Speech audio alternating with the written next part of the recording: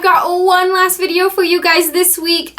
It kind of ended up being more like 8 videos in 8 or 9 days, not 7 days, but I've still got all of them out here for you. And this one, my last one, is this theory I've been working on forever, and I've just not filmed or posted it. This video was actually suggested by one of my subscribers, SmashingMan45. He commented on one of the videos I made way back in April, and so this video has been in the making for almost 4 months now. At first, I was just trying to add more substance to my theory so that this video wouldn't just be 1 minute long. But then eventually, when I got the ideas and everything put together about a month or 2 ago, I just took forever to post it apparently. So here I am with my last video that I've been trying to post all summer, and this is a theory on how Credence survived at the end of Fantastic Beasts and what that means regarding Ariana and Credence and who Credence really is.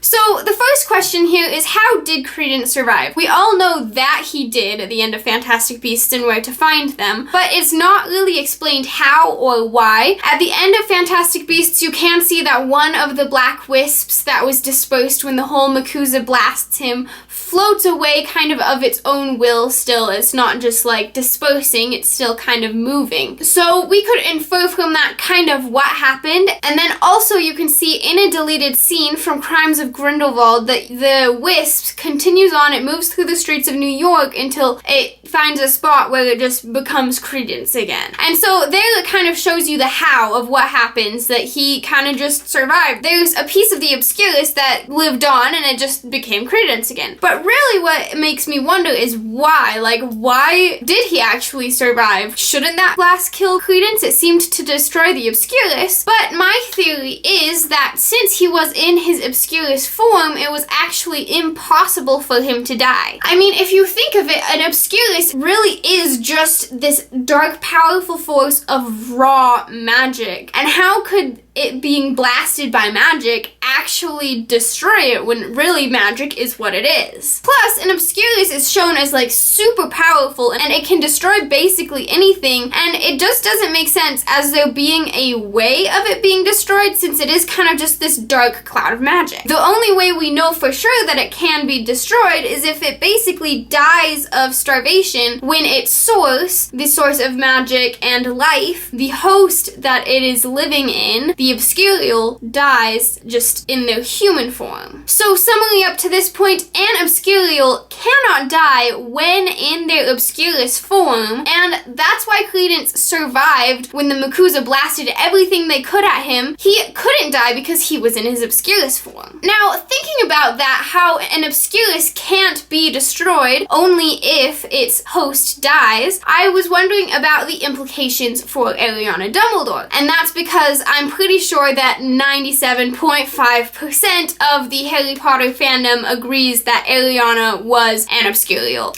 I use 97.5% because that's kind of the percent version of 9 3/4. Anyway, so what does this mean about Ariana? I think almost immediately about that battle between Dumbledore, Grindelwald, and Aberforth where Ariana died. She was there, but she died, and if it is true that in her Obscurus form she couldn't die, then she couldn't have been in her Obscurus form. But why didn't she take her Obscurus form? You'd think that in such a hostile situation she would have. And even when Aberforth describes it, he said that she tried to get involved. But that resulted in her death, not the death of one of the others. So I infer from that she wasn't in her Obscurus form. But why? My guess is that she didn't take that form because she couldn't. At that point in time, Grindelwald had separated her Obscurus from her. It's possible that he separated it from her just like Newt had separated the Obscurus from the Sudanese girl when he was trying to save her, and that Grindelwald wanted a chance to study it to see how he could use its power, although I don't think that he had a lot of time to do so. It's possible that this battle could have happened partially because that's when Grindelwald actually got the Obscurus from her. And this connects with the first Fantastic Beasts movie because obviously Grindelwald has that desire to use the Obscurus, but it also seems like he hadn't had much of a chance to learn about it based on his knowledge in the Fantastic Beasts films. Anyway, I think that Ariana's Obscurus had been separated from her at least a little bit prior to this battle, so it wasn't there to protect her, because I feel like an Obscurus, partially the point of it is to protect the person, even though it in the end has kind of the opposite effect, but that if there's someone in the magical world who doesn't use their magic at all, that is just completely suppressing it, they're still going to be surrounded by magical threats. So an Obscurus forms in that person from the magic they're not using to keep them from being harmed by magical threats, and in hostile situations, they'll take the Obscurus form and it'll keep them from being harmed. So in this battle, Ariana didn't have that protection of her Obscurus because she couldn't take its form anymore, and that's why during the battle, when she was hit by a curse, probably the killing curse, she died. Of course, after Ariana died, Grindelwald couldn't use her Obscurus anymore. As we know from Newt, the Obscurus can't really survive outside of the host's body, except apparently under some certain conditions, which Newt was able to keep just to study the Obscurus from the Sudanese girl. At best, Grindelwald could keep Ariana's Obscurus in the bubble-like thing that Newt had with the other Obscurus, but he couldn't do anything with it because if it was let out, it would just starve and die, no longer having a host or magic to feed off of. But it's possible that if he found someone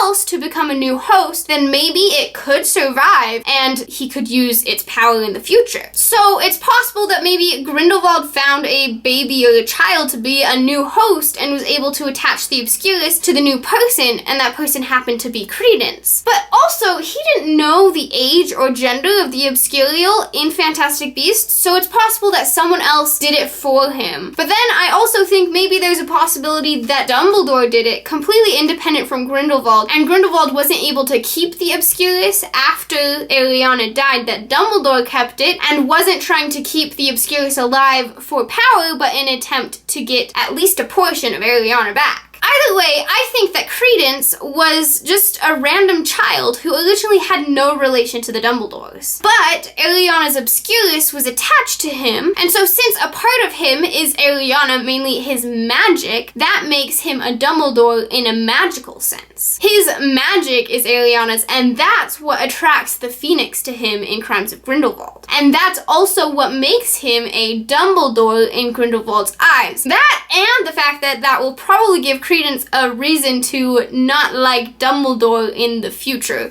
That is Albus Dumbledore. And I'm thinking that Grindelwald just made up a name for him as a Dumbledore for that purpose, and it actually happens to be pretty similar to Ariana if you think about it. Aurelius, Ariana.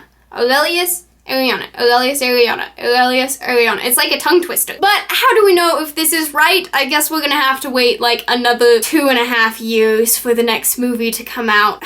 So long. I can't wait, and it's so long. But I am super excited for the next movie, no matter how long the wait is. I hope you enjoyed this video, and I hope you enjoyed my week of 8 videos. This is the last one, and so now I'll just be seeing you every Saturday from now on with my normal weekly videos. If you did like this video, definitely give it a thumbs up and share it with your friends, anyone who loves Fantastic Beasts. They would love to see this video. And then comment down below your thoughts. Do you think this is right? Are there any additions or changes that you would make to this theory? Leave that down in the comments. And don't forget to check out more of my videos. You can subscribe by clicking here, and then up top is my last Fantastic Beasts video, and down below is this playlist of the 8 videos I've posted this week. Thank you for watching, and I will see you next time. Bye!